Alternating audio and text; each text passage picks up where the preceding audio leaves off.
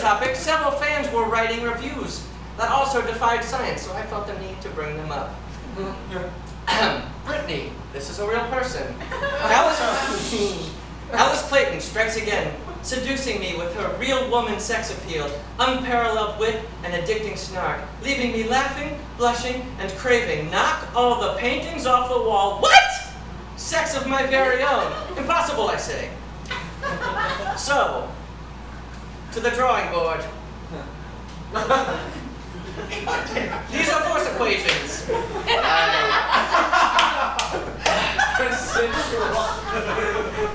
Force equals mass times acceleration. Acceleration is equal to velocity over time, and force therefore equals mass times velocity over time, which is momentum. Sex momentum, people. Let's get to it. Ballbanger's a 28-year-old male. He's fit, so he probably weighs about 175 pounds.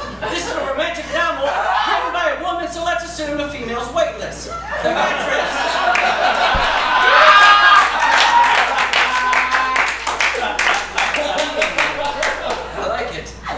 The mattress is thick foam and probably firm because he has a beard. Let's say it weighs about 150 pounds.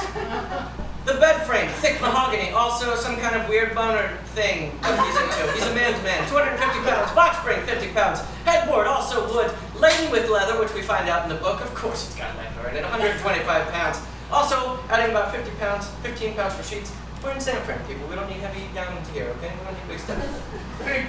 In total, we're looking at about 750 pounds or 340 kilograms. But that's not the weight. You gotta multiply it by 9.8 meters per second squared, the acceleration of gravity. Hello? Which is 3,334 newtons of downward force. Why do we need to know that, Matt? I don't know, because friction comes into play. The coefficient of friction is represented by the Greek letter mu, this little guy down here. And no, Adam, not the Pokemon. Please, nerd.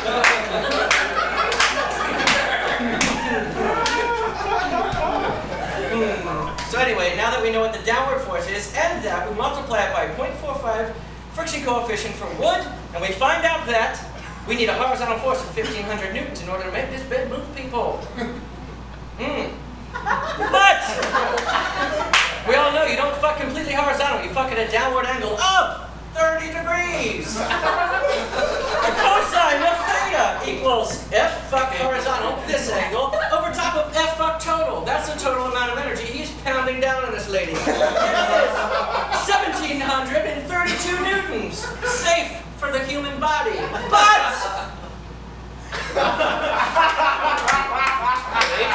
wait for it. There we go. We know now that F collision that hits the wall has got to be able to knock off a painting on the other side.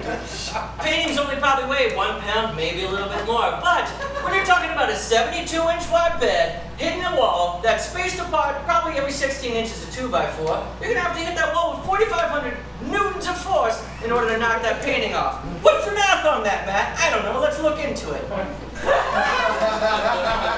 We know that the kinetic friction force of that bed, that is kinetic as in friction in motion, people. This is not friction at a standstill. This bed is in motion from his fucking.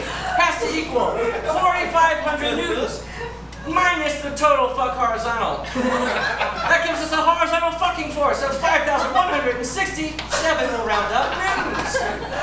Putting it back into F total, we come out with 5,966 newtons of total fuck force coming down on this girl's pelvis. You guys, the human pelvis can only take 4,000 pounds, 4,000 newtons, excuse me, of force before it shatters. Mind you, in this scenario, we have created what I like to call the Knight at Roxbury effect, where the wall becomes a Steve Butabi and Simon becomes a Doug Butabi, and this girl is just getting ping pong back and forth between the wall all day.